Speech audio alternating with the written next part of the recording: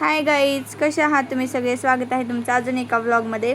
आणि आज आहे अक्षय तृतीया, त्यामुळे आज आम्ही सकाळी पहाटे 5 वाजता उठलो होतो. 5 वाजता तर सर्वात आधी आम्ही रांगोळ काढून घेतली दारात आणि तुळशीसमोर. त्यानंतर इथं आलो आहोत सवासणीला कुंकू लावायला. आमच्या घरी 2 पितूर आणि 1 सवासणी. त्यानंतर आम्ही घरी आलो.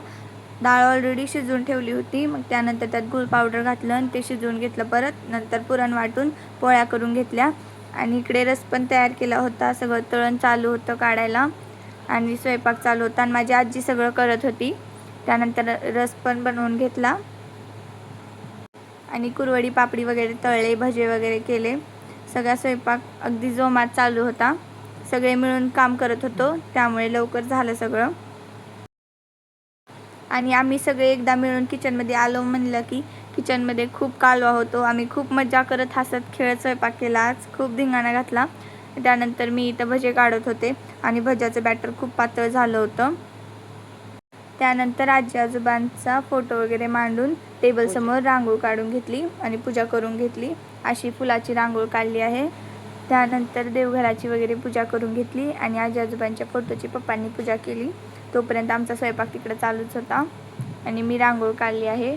कशी आहे सांगा. त्यानंतर आम्ही निवेद वगैरे भरून घेतला आणि अशी सगळी तयारी झाली होती आजच्या स्वयंपाकाची. त्यानंतर इथं माझे पप्पा कळसाची पूजा करून घेत आहेत. आजी आजोबांसाठी इथं गार पाण्याने भरलेले 2 कळस ठेवले आहेत. आजच्या पूजेसाठी माझ्या आईने नवीन कळस आणले होते. मी माझ्या आजीला आईच म्हणते.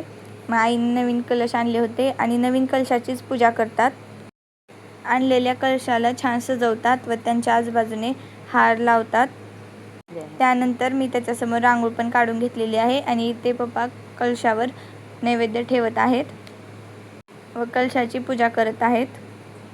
अक्षय तृतीयाच्या दिवशी आमच्या इकडे अशीच पूजा असते. त्यानंतर पप्पा इकडे आजी आजोबाच्या फोटोला पण नैवेद्य दाखवत आहेत आणि पूजा करून पाया पडत आहेत. हे आहेत माझे आजोबा, आजी आणि माझ्या आजोबाची आई. अशी गजगज पूजा असते दरवर्षी आमच्या इकडे.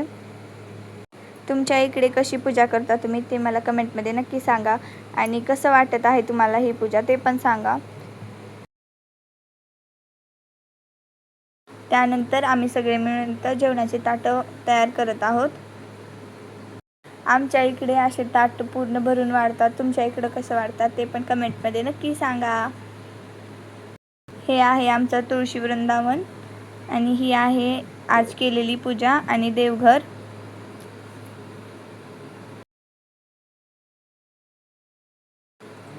आणि ही आहे आजी आजोबाची केलेली पूजा. त्यानंतर हॉलमध्ये अशा आसन टाकून जेवणाची तयारी केली. आमच्या इकडे जेवणाच्या आधी असे पितराचे पाय धुवून हळदी कुंकू लावून फुले वगैरे वाहून त्यांची अशी पूजा करून घेतात व पाय वगैरे पडून घेतात. घरात असणारे सर्व सदस्य येऊन त्यांचे पाय पडतात. हे पण अजून एक पितूरच आहेत, त्यांचीही तशीच पूजा करून घेतली. जसं की मी तुम्हाला सांगितलं, आमच्या इकडे 2 पितूर आणि 1 सवासीण असते. त्याप्रमाणे इकडं आजी पण आलेल्या होत्या. मग त्यांची पण हळदी कुंकू वगैरे लावलं त्यांना. त्यानंतर सर्व मंडळी इकडे जेवायला बसलेली आहे. पुरुष मंडळीचं जेवण झाल्यानंतर आम्ही सगळे जेवायला बसलो होतो आणि आजचा व्लॉग मी इथेच एंड करते. तुम्हाला जर व्लॉग आवडला असेल तर व्हिडिओला लाईक आणि सबस्क्राईब करा. Bye guys.